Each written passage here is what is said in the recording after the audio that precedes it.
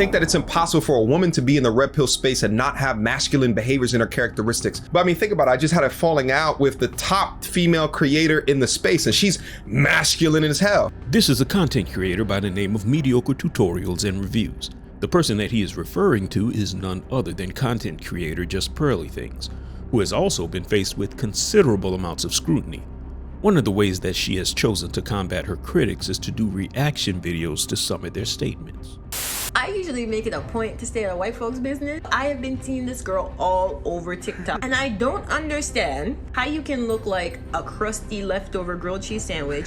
You know, I know it's disappointing when you lose a whole bunch of weight and you still realize that you're a terrible person. It's unfortunate, isn't it? That you're still basic. You lost all this weight and you thought that your life was going to turn around. No, I'm still basic. I'm just smaller. That's the thing. These people think they could just insult me. What did I say that was incorrect? Do men like fat chicks? No. Now, it is a known stereotype according to men that women don't take criticism very well. And men have said that they can't be honest with a woman without her getting too emotional, or that women would rather bask in the sea of delusion rather than to face the facts. But if delusion is considered to be a trait attributed to women, and accountability is considered to be a trait more common among men, yet men are seeking women to be more accountable, in a strange way, aren't men asking women to be more like men? This in itself is part of the paradox. But I mean, think about it. I just had a falling out with the top female creator in the space, and she's masculine as hell. Masculine as hell. You want a man that's masculine at all times. Yes. Okay. While you pick and choose when you want to be masculine. And I'm saying, if there's a man, stop talking and listen. That's a masculine trait that you have right there. I like that though. But that's a problem. I like that. So what do men really mean when they say that women are becoming more masculinized? And what do they mean when they say that it is a turnoff? If some of these men are also seeking women to disavow some of the more feminine attributes that they find problematic. Now, one of the topics that I had on my radar while discussing women in the manosphere was the idea of how the women in these spaces would be able to sustain their femininity and manage to be successful at the same time. Given the amount of backlash that tends to come with creating male-centric content, you would need to develop thick skin and a more stoic disposition, which is typical of a masculine character trait. So I was conflicted about the idea that a woman in male spaces would be able to become a genuine asset and or have the ability to exemplify the traits that men are actually looking for in women, and also that the women in male spaces would be able to set the example for other women to pattern themselves by. I was very conflicted by the idea that the longer a woman lingered in male spaces, she would become more battle-hardened and essentially wind up adopting the very character traits that so many men have been complaining about, which would potentially do more harm than good. But I believe that there's a misconception about both masculinity and femininity. Oftentimes, when people make reference to either the masculine or the feminine, they do so with the idea of describing a sense of benevolent maneuvers, not factoring in that both the masculine and the feminine, while being a yin and a yang to one another, also have their own respective yin and yangs. For example, chaos is categorized as feminine, while order is categorized as masculine. Nurturing is categorized as feminine, while war is categorized as masculine. So if men preach that it is imperative for a woman to embrace her feminine energy, you may as well be asking for chaos. Just as a woman who seeks a man in his masculine energy may as well be asking for war. And this is typical of people who try to give their arbitrary definition as to what true masculinity and femininity is.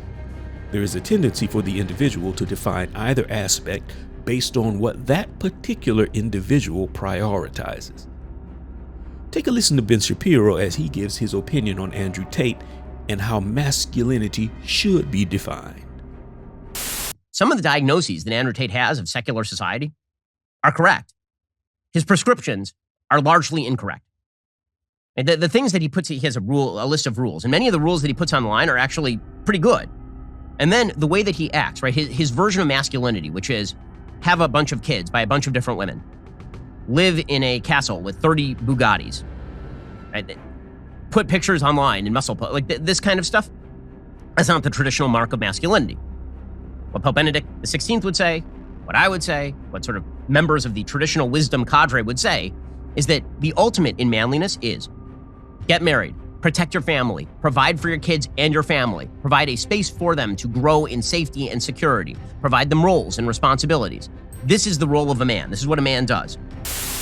So according to how Ben Shapiro defined masculinity and the role of a man, it is evident that he prioritizes family.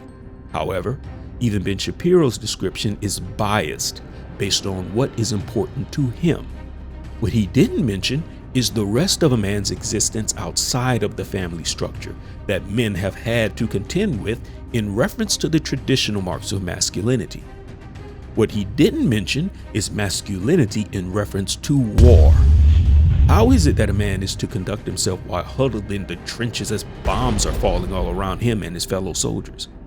How is it that a man is to conduct himself should he ever find himself wrongly accused and thrown into one of the most dangerous prisons where he is surrounded by savages? There are men who are predators that sniff out the weakness in other men and exploit it, and no amount of family man values will be able to save you under those conditions. Which is why a lot of men attempt to argue against the more aggressive aspects of masculinity, because if the world regressed to a primitive state where a Darwinian survival of the fittest was the law of the land, most of these men wouldn't stand a chance. So they champion a brand of masculinity that allows them to raise their family and live and let live, all while defining the primitive and aggressive forms of masculinity as toxic. These are the aspects of masculinity that are taught and learned based on the conditions that a man finds himself in.